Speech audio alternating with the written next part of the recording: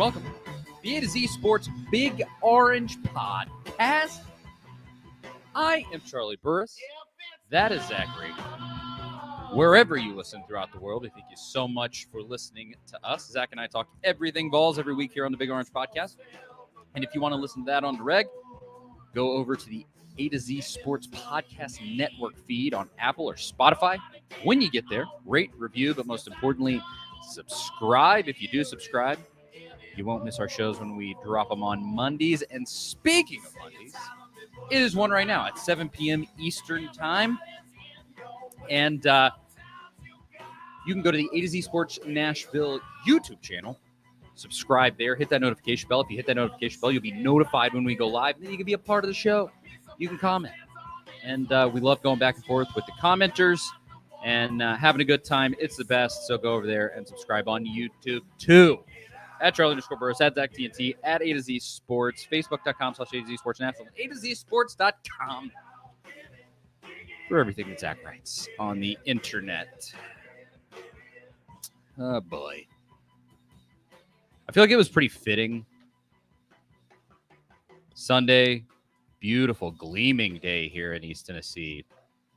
And today it was just gloomy all day, just like thick cloud cover. And that's exactly what it felt like. Tennessee went to the Elite Eight.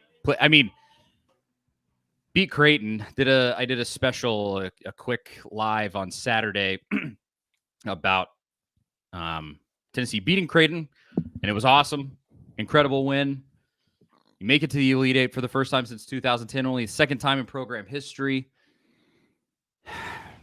And you run into, I don't even know what you would call Zach Edey, a physical freak, an anomaly in terms of how tall he is, how tall and how fouls are called on him. Oh, man. What's up, Zach? Yeah, it's a rough one. Man, that game had so many moments where we were just like, okay, this is a certain loss. Then they're right back in it, and you could taste it. It was there. They were in the game. It's tough to swallow. I know we'll get into it here in a minute, but that's that one's going to take a bit to get over. Yeah, we're going to talk about it all, of course. But it's not just that. For tonight's show, obviously going to get into the men losing the Elite Eight, but midday today, Kellie Harper fired as the coach of the Lady Vols, and we're going to discuss that too. An interesting move to make from Danny White on April Fool's Day. I think a lot of people were like, is this really real? It took, we'll get into it in a second, but it took me a moment. I'll tell you real quick. I saw the tweet from Dan Harrelson, who we know and has covered Tennessee for a long time for various outlets. He's with USA Today, Vols Wire, or something now. I think he was the first one I saw tweet about it, and I was like, dude, that's a pretty – we know Dan. So that's a pretty un-Dan thing to tweet on April Fool's, because I thought it was a joke at first because I'd seen nothing else, no tweet alerts. And I opened my email up and saw the email from Tennessee, and even then I was still – like, okay, who is this person that's sending this? What list is this coming from? Is this all legit? Is this? You just never know on April Fool's. It was definitely an interesting day to do it, but there was a reason, which we'll get into. Yeah, for sure. Going to discuss that. And then there was a little bit of news on the football field. Obviously, spring practice continues on, but a little bit of recruiting news, actually. And we'll get into it all on the Big Orange Podcast tonight, right after I tell you about our great sponsor, Farm Bureau Health Plans. Farm Bureau Health Plans has been serving Tennesseans for over 75 years. Much has changed in Tennessee over the years, but some has stayed the same. Farm Bureau has always valued personal relationships, especially when it comes to good health and good service. Plan on Farm Bureau Health Plans for health, dental, and vision. For better coverage, better rates, and better service, go to fbhp.com/ATOZ or walk into one of their 200-plus locations across the state. That is fbhp.com/ATOZ, Farm Bureau Health Plans. Huge shout out to them. Thank you as always. Well, we're getting right into it here. In the comments, Volunteered says, I don't want to blame the officials for the Vols loss, but their bias towards Edey is disgusting. Yeah, let's get right into it. Tennessee went into the Elite Eight, I think a 3-point underdog to Purdue, ended up losing by 6, although they were right there in the final moments, had the game tied in the final 2-3 minutes. And I haven't brought myself to watch it again. I'm not sure I ever will, to verify when all of that happened time-wise. But the thing was this. Dalton Connect went for 37. It was insane, one of his best games of the season. And Zach Edey went for 40. That wasn't the singular difference in the game, but it was close. And I guess I'll start here with you, Zach. Edey goes for 40, goes to the line a ton. Tennessee gets out-rebounded like crazy because of Edey. There's a ton of questionable moments where a foul could have been called on him, and it was not. How did you feel about the officiating in that game? Do you give it the credence of that was the game right there? Not quite. I wrote a column about this probably about an hour after the game, while everything was still kind of fresh, which can be good and bad. It's an interesting like time capsule of capturing your feelings right after the game. And sometimes, I mean, I do that obviously with a lot with Tennessee sports, and a lot of times I'll look back the day or two later with some clarity and be like, yeah, I don't know if that's the right take or not. I mean, I think everybody kind of goes through that in this kind of hot take world we're in. But I look back at what I wrote yesterday, and I still feel the same way. I don't think it was the game. I think it was an obvious issue. I think the calls that Zach Edey, that were called against Tennessee on Edey, you kind of expect that. That's the game. He's a huge guy. How do you defend that? How do you stop it? Especially with Tennessee, where they don't have, a dominant big guy really to defend him. Estrella did a nice job when he was in the game, but they do, and obviously Awaka fouled out right there towards the end, I believe. Yep. That part wasn't that big of an issue. I don't even mind that strategy. It's kind of like the Hack-a-Shack strategy, because he missed some free throws. He's not the best free throw shooter in the world. Make him earn the points instead of just giving him easy buckets in the lane. That part's not that big of a deal. I think most fans and most people, if you look at it objectively, it's the fouls that weren't called on Edey, which has been a problem all season long. He's averaging an absurd, like, less than 2 fouls a game or something like that. He played 39 minutes in that game and did not get called for his first foul until there was about 10 minutes left in the second half, and that was an obvious push on a loose ball situation. There's so many fouls. There's a couple that were called on Tennessee against Edey when he was like throwing guys to the ground, boxing out. There was Edey diving for a couple of loose balls where he's not even really touching the ball. He's reaching over whoever is diving for the ball, and he's just kind of on their back, and they're calling a jump ball. I'm like, that's a foul. You cannot just jump on somebody and say it's a jump ball. You kind of gotta have a hand on the ball. It's got to be kind of legitimate. That part was the bigger issue to me. I don't think that's the singular reason they lost the game. I think it's a combination of all that. It's the fact that Dalton Connect was the offense. The rest of the team had a rough day, getting out rebounded by, I think it was like 47 to 26, 46, 27, something like that. It's tough to win games. The fact that it was even as close as it was is a miracle when you're giving up that many rebounds and second chances. So the poor shooting day, Purdue didn't play their best, really. I mean, they didn't have a tremendous shooting day. They left plenty of opportunities for Tennessee to get in it. I think it was just kind of the perfect storm of not getting those calls against Edey, because that could have made the game a little bit closer, not hitting some shots from guys not named Dalton Connect, Adu not playing well. I think all that stuff just kind of combines for what was a letdown. It wasn't a colossal letdown. It wasn't like the Mississippi State game. It wasn't anything like that. I mean, they were in the game right until the very end. They can play with anybody in the country.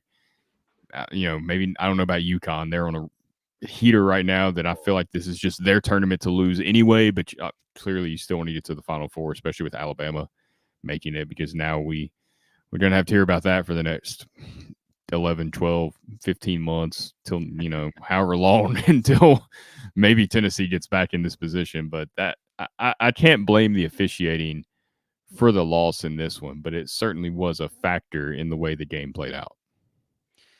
It was a factor. It is crazy, the whistle that Edey gets, it's two things. Now, teams do foul him a lot.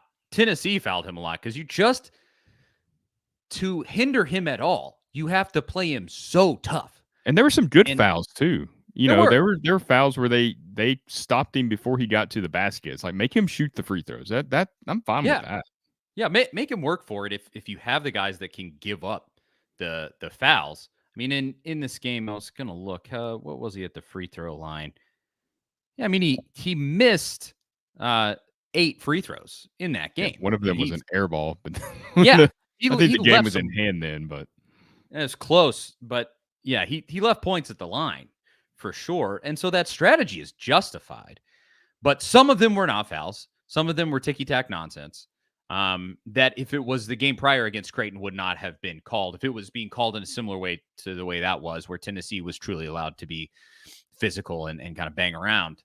And that hasn't been allowed against Zach Edey the entire season. I don't know what it is. What is it with this kid?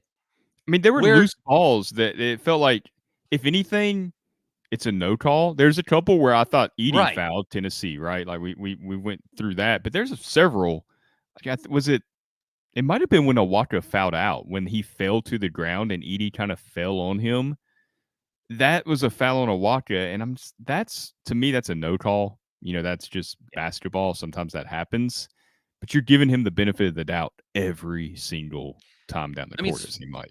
The thing that there's been tons of videos on Twitter all season long that he does is clearing out on rebounds, is that he just kind of swings his elbows around and he's absolutely gigantic. Yeah, and so he throws bows, and he did it against Tennessee. It happened 2-3 times where he's clearing out, throwing guys backwards. There was a moving screen that I thought they missed against Zakai Ziegler. It wouldn't have gone against Zakai Ziegler. It was Zach Edey on Zakai Ziegler. And it was those things where I just go, what are we doing here? Like, I get the hack Edey thing. I mean, I even said it last week. That's what Tennessee should do there. But outside of that, I mean, what is he? Is he just slipping cash to these boys before every game? Like, what's happening? And it's not a Tennessee thing at all. It's not. No, it's been all season. I was looking for some stats this morning that it was hard to track down on some of these foul calls, dating back to last season. I ran across an article from a Michigan State SB Nation site from a year ago.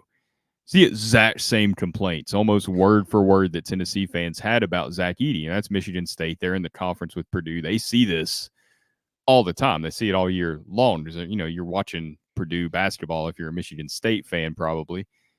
It's the exact same complaints. I mean, this is nothing new, and it's not. I mean, you can kind of see it a little bit on social media, like, oh, there go Tennessee fans again. But no, this is something that I feel like anybody that's played against Purdue is like, yes, we know what you've been through. Yeah, and you don't even see a ton of pushback from Purdue fans themselves. I think for the honest ones, there is a feeling of like, I mean, yeah, but hey, he's our guy. So, which is exactly how I would be. 3-star recruit from Canada that didn't start playing basketball really till he's a sophomore in high school suddenly just plays flawless defense for 39 minutes a night. I mean, it's unbelievable. There's just no way. No one does that. I will say the play that he made, that was the real deal. And I think if Purdue goes on to win a national championship, will be a seminal moment for them, is that block against Connect right at the end. And it was totally clean. It was a great block. Yeah. And Connect was forcing it. Connect, he was just trying to go for the score, and because it was a desperate moment.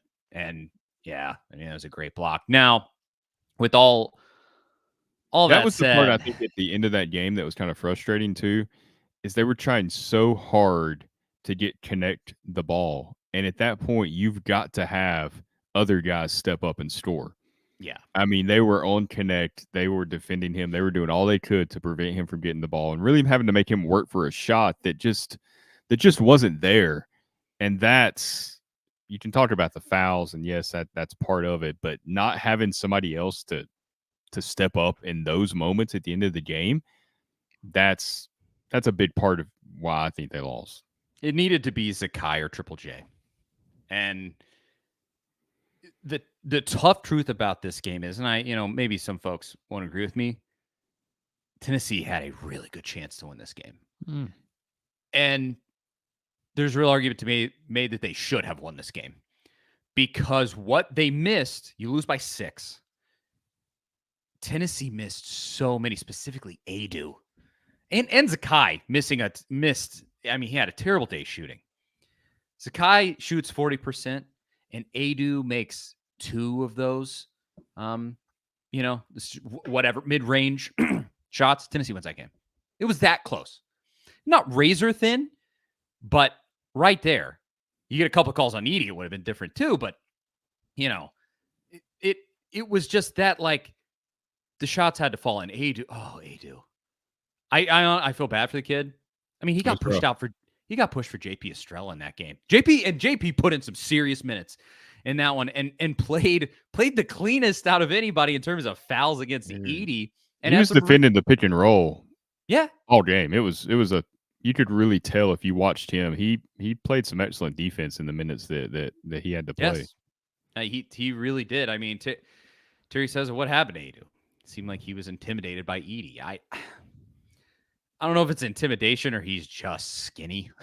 Just not bulky enough. It's tough to. I mean, he had a tough time against Baycott, back when they played UNC earlier in the season, and Baycott kind of had his way in that game. We've said it all season. That was kind of Tennessee's kryptonite is going against the big man, and you're going against the biggest man in America, and Zach Edey. It was always going to be a tough matchup. But even with that, the game was still there to be won. For sure. I don't know that I would go this far. Jody says, to me, it feels like the NCAA wants a UConn versus Purdue championship game. I would think that if UConn wasn't beating everybody by like 40, they're ridiculous. I mean, I feel like UConn and Purdue is such a regional game. Purdue basketball, outside of Indiana, you don't see people sporting Purdue shirts and this and True. that. And UConn's a little more. I mean, that's a big brand, but I think people get tired of seeing UConn there and in the mix. I never really buy into that. I mean, I'm sure there's matchups that would love to see, right? That are more compelling than others, just like when the Super Bowl comes around. But to me, I would think like NC State, DJ Burns, like that's what you want in the finals, right? That's what everybody wants to see, I think, at this point. If he can actually stick it to Edey, the March legend. Burns is a better basketball player than Edey. He is. Edey's not a finesse guy. I mean, at one point I saw Edey. I mean, I'm sure you all saw it. He was trying to make a move inside. I can't remember who was defending him. It might have been a Waka. Could have been Estrella. It definitely wasn't Adu. But he threw the ball just like he throwing a rock up against the backboard and just bricked it kind of off the side of the rim, just like this frustrated move. And I was like, if that's DJ Burns, he's kind of finessing the footwork there, and he's hitting a turnaround jumper in that moment. He's not just throwing it off the backboard out of frustration. I mean, I texted y'all, I think during that Connecticut game, and in my opinion, Donovan Clingan is probably the best big man in America. And I think he has the best chance to actually give Edey the business. And that would come in the national championship game. I mean, if what's on paper is correct, Connecticut should dispose of Alabama relatively easily. And the thing with Clingan is that the team around him is a lot better than what's around Zach Edey. Not that the rest of that team is terrible, but they are not Tristan Newton, Cam Spencer. Like some of the guys that are on that Connecticut team, they are built from top to bottom with just dudes are really good, all playing well, all at the same time at the best time of the season. That's just Connecticut right now. That's what's happening. But with all that aside, ultimately, this still came down to shots. It could have been the exact same. And again, couple shots from Zakai, couple shots from Adu in that mid-range, you win. And it's that simple. Because you got 37 from Connect, and those shots from those guys still went up, and they just missed them. You missed the shots that would have won you the game. And so I can't put it all on the refs. and Edie. That's egregious, but you knew it was coming. You knew it was going to be that way. I mean, I guess I might have liked to see Barnes go crazy on the sidelines, maybe try to turn the tables there. But well, there was, I think it was Grant Ramey from the Vault West, I think. It was there covering the game, and he tweeted a picture out and said, "This is Rick Barnes at every dead ball," and it was him in a referee's ear. You know, who knows what the conversation is there, but I'm sure it had something to do with Zach Edey and literally no fouls being called until the game was nearly over. I don't know. I mean, it's been a narrative for so long. It's an interesting comment here from Michelle. I do wonder if it's so loud after this game, because it did become a big topic, yesterday evening into today. Do the refs kind of call a little bit more now that it is this loud narrative, and not because of that, but you hear that noise. Refs are human, obviously, we know that. Some of that's got to seep in a little bit. Like, okay, we're paying a little bit more attention here to Zach Edey. We're gonna see what he commits here on the defensive end of the floor. I could see that seeping in a little bit to the way they call that game. Hopefully for NC State's, hopefully for them it does. Yeah, I definitely could see that. I just want a Final Four so bad. Well, and now we just don't want Alabama to get any further down the road than they are. Honestly, I hate being that way, because listen, it was super annoying yesterday and today to see Kentucky fans just celebrating Tennessee's Elite Eight loss. Some Vanderbilt fans doing it. I don't even know why they were. I have no clue why they would be saying anything. I'm not one. I mean, yeah, you want to watch Alabama lose, right? You want to see your rivals lose, but it's not.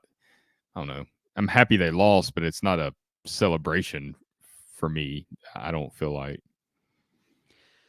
No, but I don't want to see them advance to a championship game in any way. No, absolutely not. I'm 100% rooting for Connecticut in that game. No doubt about it. But I don't know. It just is so frustrating, because you look at last year, you play FAU. You look the year before, you play a crappy Michigan team. Well, I don't know, crappy, but you were better than them for sure. Heavily favored in that game.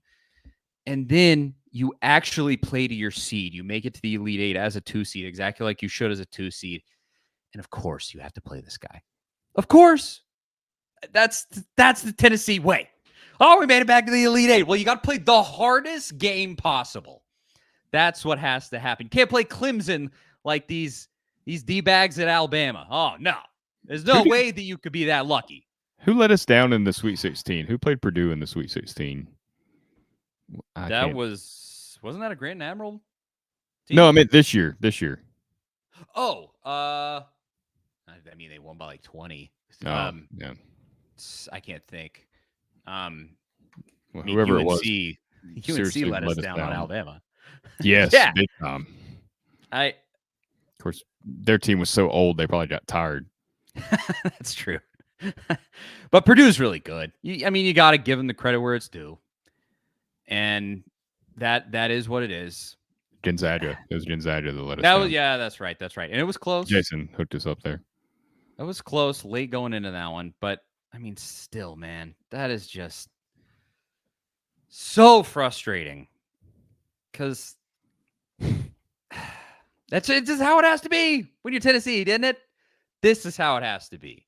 If you're going to do it, it's going to be the absolute hardest way possible. It's never going to be easy. You're going to have to play Creighton, the actual 3 seed in the Sweet 16. You beat them. You actually won that game. And then finally make the Elite Eight again. And I think we can officially quit caring about the path, because Tennessee's tried all different methods and it's just not worked out. I will say the one thing coming out of this game, and I haven't been on social media a ton today, so I don't know what really the discourse around this is, but losing it in the Elite Eight and the narrative with Rick Barnes and struggling in March, I'm not sure it's going to apply here, because you're in that game.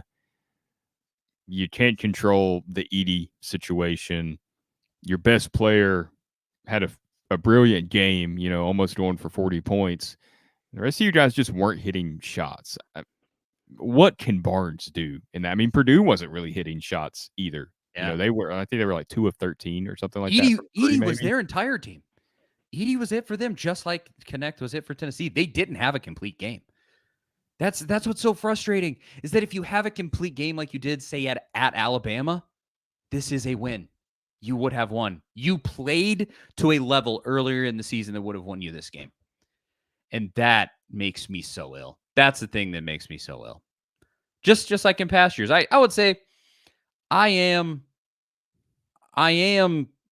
dejected for sure, but not dejected as much as I probably was, specifically that Michigan game. That might be Barnes' worst Yeah. game, because that team was, it wasn't as good as this year's. Both Kennedy, Chandler, anything could have happened. Mm-hmm. But this one, yeah, you played your seed, so I can't say that you underperformed or anything like that. But this game was there to win. Oh, it hurts. Oh boy. Maybe one day. Tennessee will be back. Lord knows. Yes, Ben, I just disagree. The foul discrepancy was 33-11. That's absurd. That's completely ridiculous. I'm not denying that, but you knew that was going to happen. You knew that garbage was going to happen. Everybody said it for 2 full days before that game happened, and you still were in a position to win. You were still in the position to where if Adu makes those mid-range shots and Zakai drops in, one more three, maybe 2 more threes, you win.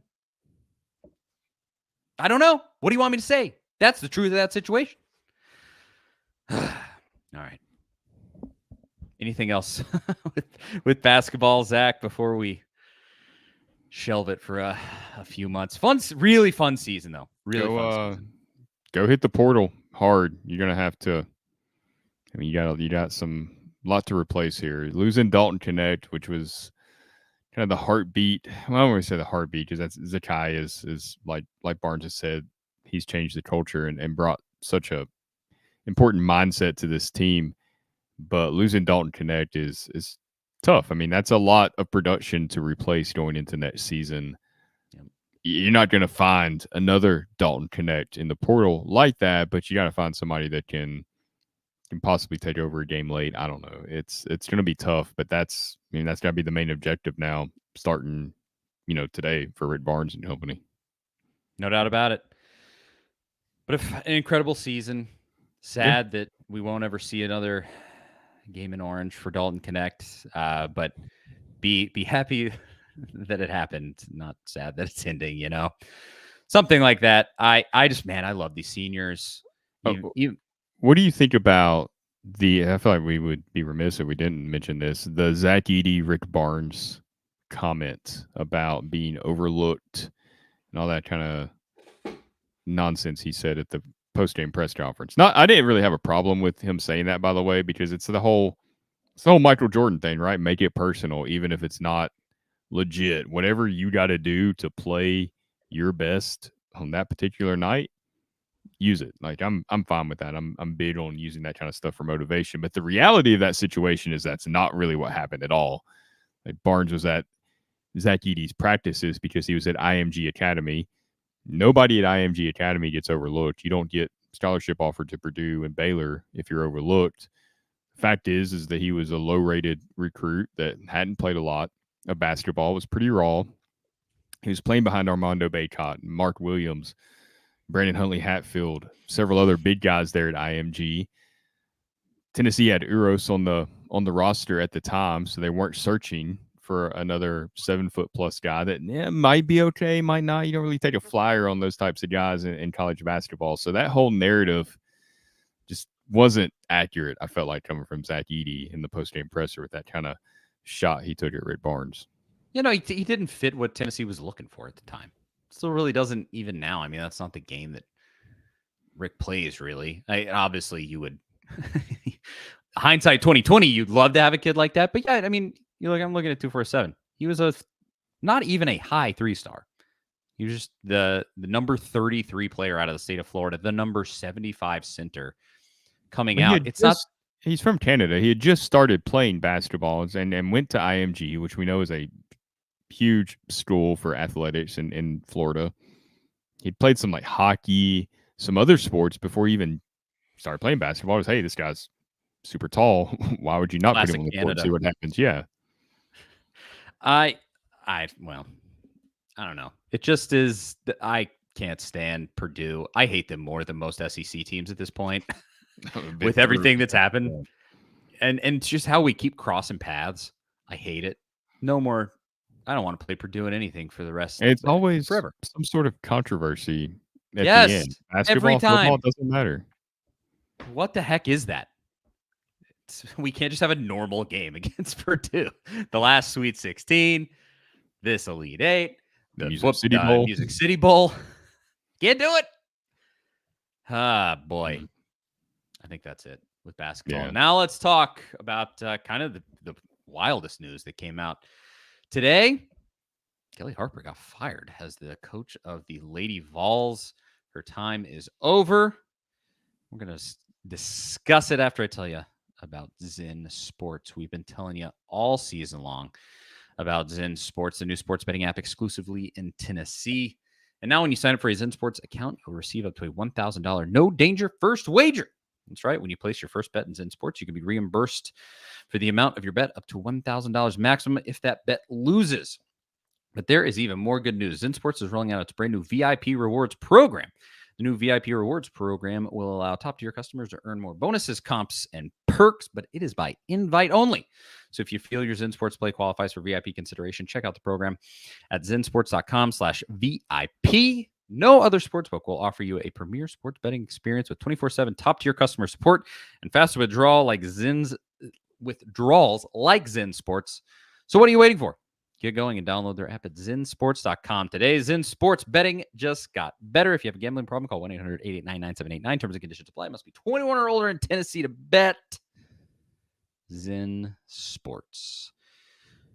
Something that I think a lot of people wanted but probably weren't betting on, speaking of Zen Sports, was Kellie Harper being fired.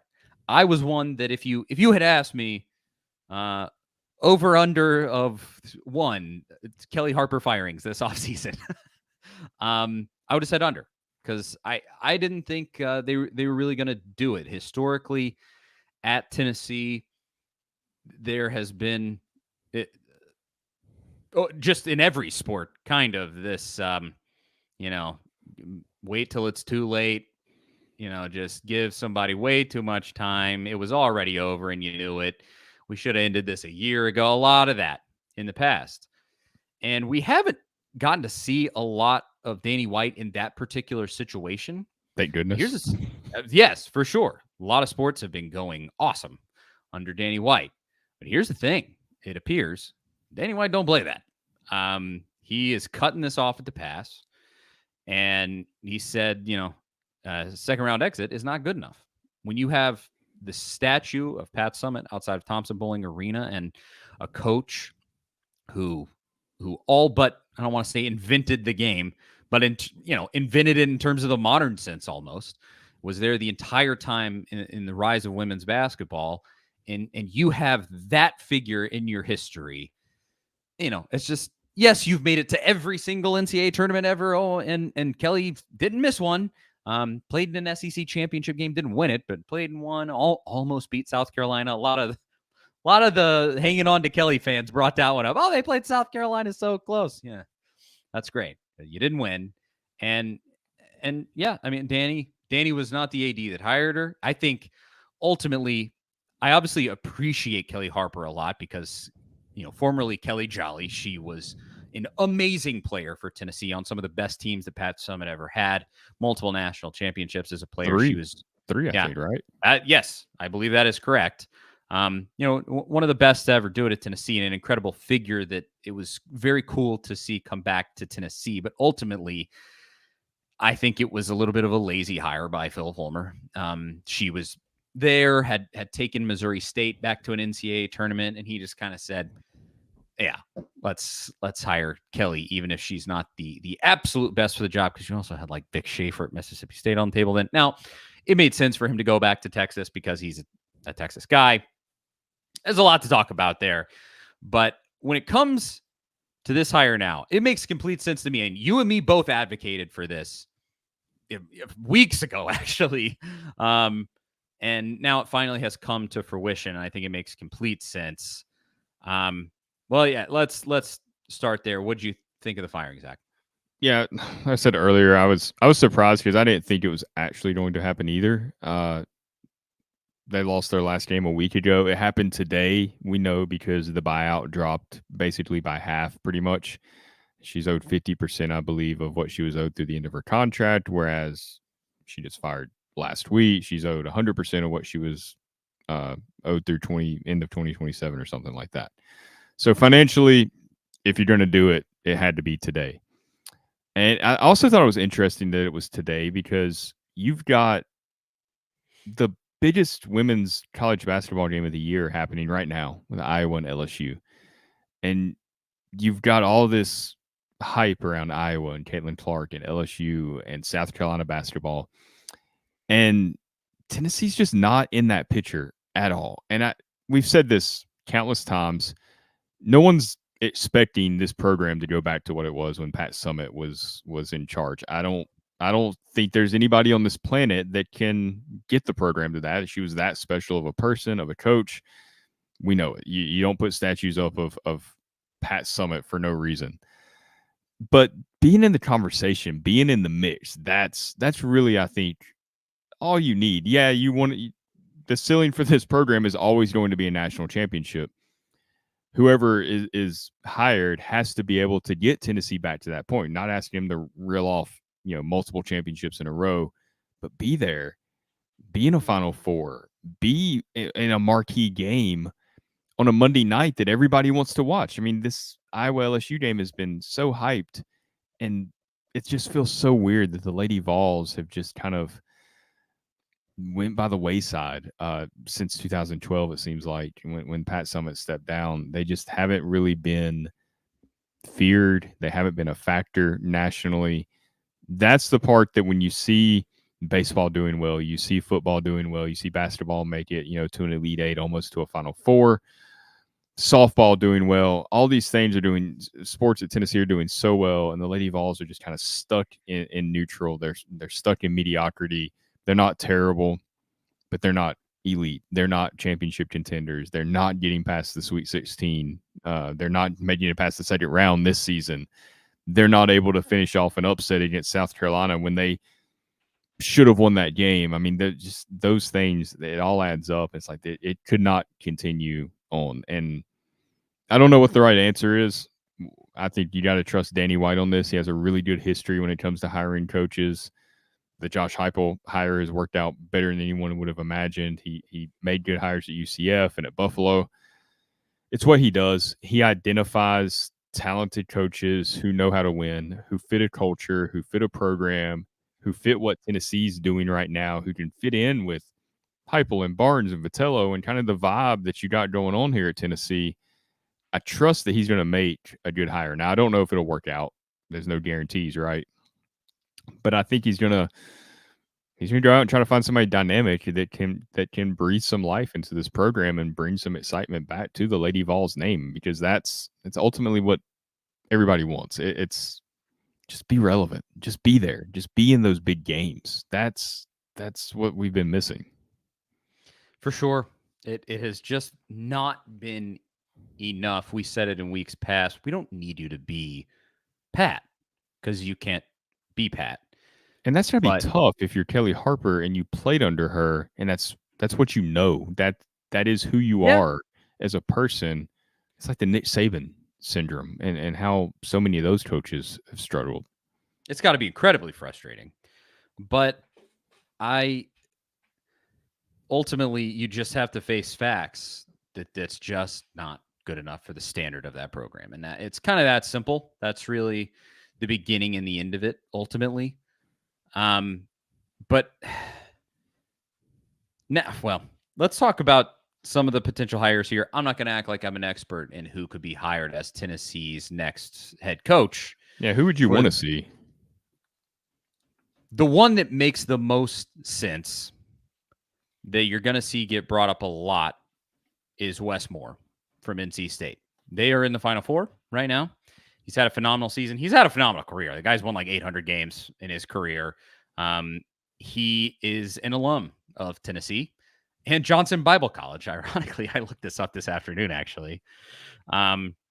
He coached at Chattanooga for Ferrari. He's very, and he coached at Maryville College for a really long time, out in Blount County. And, he's just really familiar with East Tennessee. And then he's at NC State. He's been very successful, a bunch of Sweet 16s, finally a Final Four and an Elite Eight in the last 2 years. Had a ridiculously good season last year, it's 2 years ago, 32-4 2 years ago, and then 31-6 this season. They finally made the Final Four. But that's the one I think you're going to see get brought up. The problem there is that he's 66 years old. Mm-hmm. You're gonna be just pushing the fact that he's a little too old to be there for very long. But I don't know what you do from here. I've seen a lot of people with the Grand Canyon coach. No offense to her, you're better than the Grand Canyon coach. Understood the resume there. There's nothing exciting about the resume, especially if you're moving on from Kellie Harper. When her resume, when she was hired at Tennessee, was less than stellar. No doubt. So other than that, you're not going to make a run at Dawn Staley as much as, as I said before, you got to maybe knock on that door at least. Hey, see. You interested? Maybe, but the one that gets brought up, Chris says here, Kara Lawson. No. She said I had up and down, right? Yeah, no more former Lady Vols unless they've reached a bunch of Final Fours and I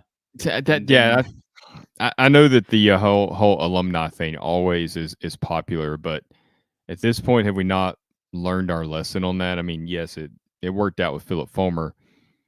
Lady Vols, it hasn't really worked out. There's like when T. Martin was brought up to be the head coach at Tennessee during the 2017 search. I love T. Martin, but he has no experience, and just as a head coach, really barely had experience at that time as an offensive coordinator at USC, and things weren't going great there at the time. You can't hire somebody just because they graduate from Tennessee. Like that doesn't guarantee anything. And at this point, we're just interested in wins, right? Like whoever can get the job done. I don't care if Josh Heupel went to Oklahoma. I don't care that Tony Vitello went to Missouri. Like none of that matters. I graduated from Tennessee. And you want the job? Exactly. It does, to me, that just doesn't matter. So I dig deeper. Like I said, I think Wes Moore is the one you're going to get brought up a lot. Is that ultimately it because he's so old? I'm not sure, but you got it. Doesn't seem like a Danny White hire, really. No, he has historically gone for up and comers, tried to make kind of the intelligent, like I'm smartest man in the room kind of hires, and it's worked out for him, no doubt. He gave Nate Oates his first big time job at Buffalo, and Nate Oates is in the Final Four. So there's history there that he can be good at this. Kara Lawson, her best season was 26-7. Her best finish in the NCAA tournament, Sweet 16 this year. Yeah. What are you gaining? Nothing, because that's exactly what it was for Kellie Harper. Now, do with all of that what you will, because I just am not sure where they go at all here for Danny White, because women's basketball is just not the same as men's, because there's a bigger difference between the top teams. There's not as much of a middle ground and a lot of up and comers like there is in men's college basketball. There's just a bigger span there between the two. Not sure where he goes. Very, very interested to see, obviously, for obvious reasons. It is one of the most important programs here. And does he spend money? That's a huge question. Does he? He could set a new trend of throwing some money at, and with all the money in college athletics, I know it's not a big revenue driver, but at the same time, there's so much money flowing through just various channels at this point. Make a lucrative offer. Tennessee is a much more attractive place to coach. Take the Lady Vols brand out of it in general, and that aspect of it. The job, even without that, is more attractive just because of the success that everything else is having.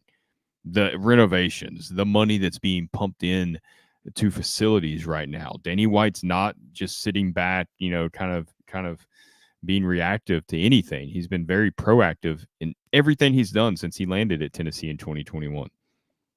That's got to be attractive to, you talked about the alignment between administration and coaches, and it's kind of a cliche line that everybody says when they take a new job, but it really is. It's super important to people when they take these jobs. It's not, I say this all the time, it's not a Wikipedia page where you just pick and choose and place people where you want them because they were coached here or coached there. Like they're real humans. They have to interact with staff, administration every single day, and it's their workplace, and you have to be in a place that you like going to, and that's really the only way you're going to have success. We've seen the alternative when it's not aligned and how disastrous that can be. Went through a decade of it. That's not the case anymore. So I think on that aspect, it's going to be easier to hire somebody this time around than it was when when Kellie replaced Holly. It does.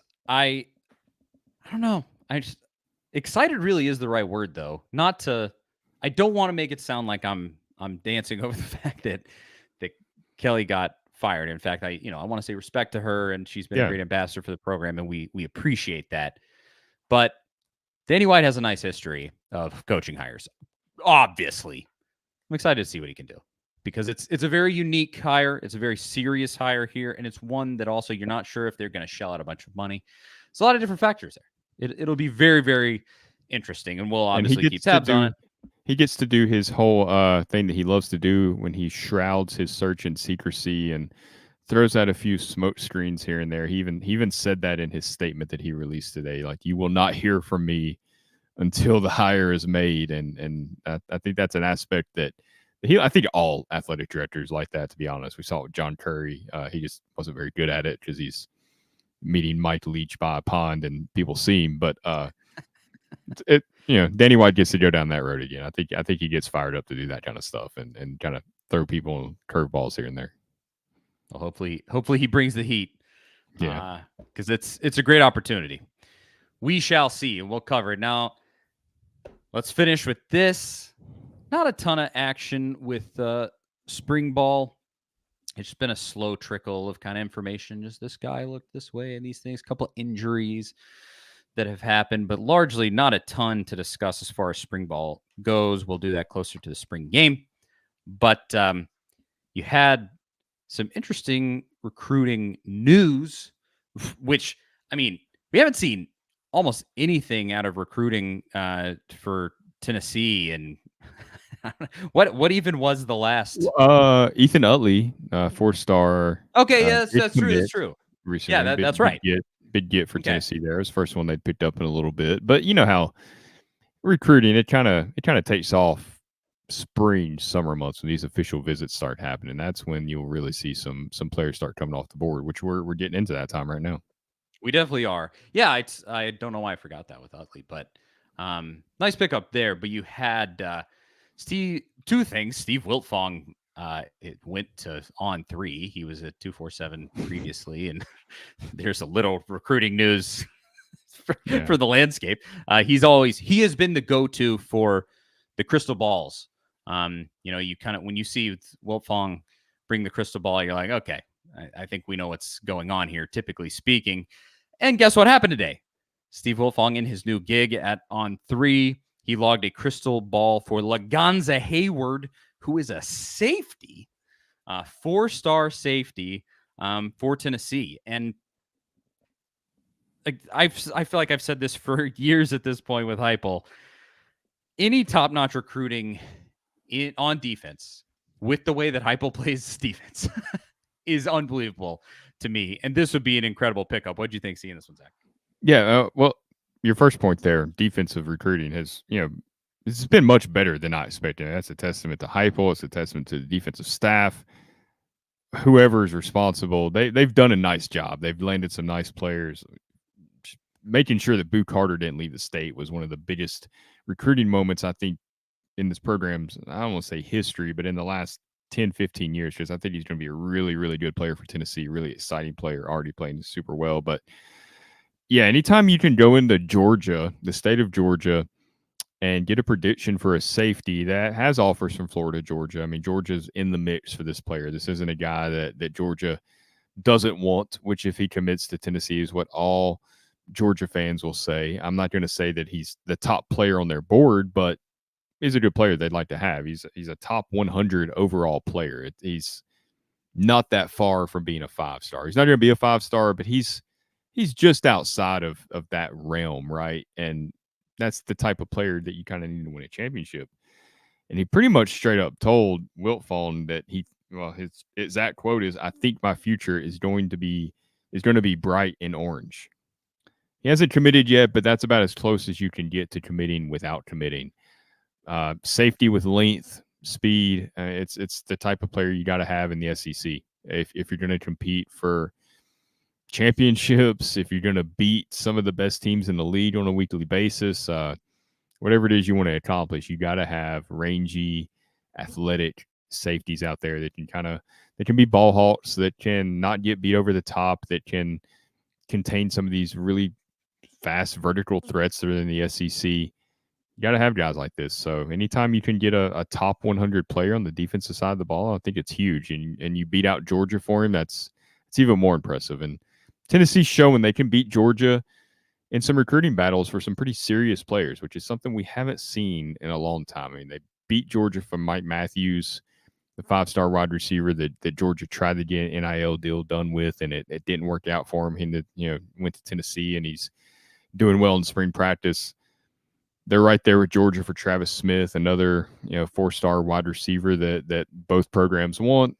Ultimately, we'll see how that one plays out. And Georgia's going to win more of these than Tennessee because it's really tough to beat the in-state school no matter what, especially when it's Georgia. But just the fact that you're starting to win some of these battles and you're right there in the mix, it's something Tennessee hasn't done in a long time, and you're doing it against arguably the most successful program in the country over the last several years. That's huge. I don't think we can overlook that at all. No doubt. Big moves being made. Hopefully that one does come to fruition. We just got to actually get the kid committed, and got to sign in December. That's the biggest thing. Yeah, it did go and look. The Utley pickup got him over Texas and Auburn, looking at 247. Even still, 4-star defense. Texas, that's a playoff team, right? Yep. They're expecting to be an SEC team again. Yeah, that's going to be some of your big competition here for some of these recruits in the Southeast, because Texas is going to Texas is Texas. They can fill up a class without hardly leaving the state, but they can go get guys too. They got Arch Manning out of New Orleans without really any connection to the Manning family or anything like that. So they can win some big battles. You're going to have to beat them too for some of these guys. That's nice that they're one of the ones that was in the mix for Utley. Absolutely. We'll see what happens. And I think that's a show. Charlie Burris, Zach Reagan, thanks so much for watching. The next 2 weeks, I'm going to be gonzo. Not sure exactly what we're doing there, but I'm going on vacation. So sorry about you. But I did do the show from vacation last year, though, from an incredible room in Sedona, Arizona. I remember that. You're laying on a bed or something when we did this or something. Unbelievable view in that one. It was awesome. But not this year. And we'll have to have those discussions. Not sure what I'm doing, but we'll see. Charlie Burris, Zach Reagan, thank you to everybody who watched, who commented, hung out with us. It means the world. Couldn't do it without you, as I always say, and I mean it. That is it. Well, it'll probably, knock on wood, Lord knows what will happen around Tennessee. Probably a slower week, but again, God knows around here. So we shall see. But thanks again for watching, and we will talk to y'all next week. See you guys.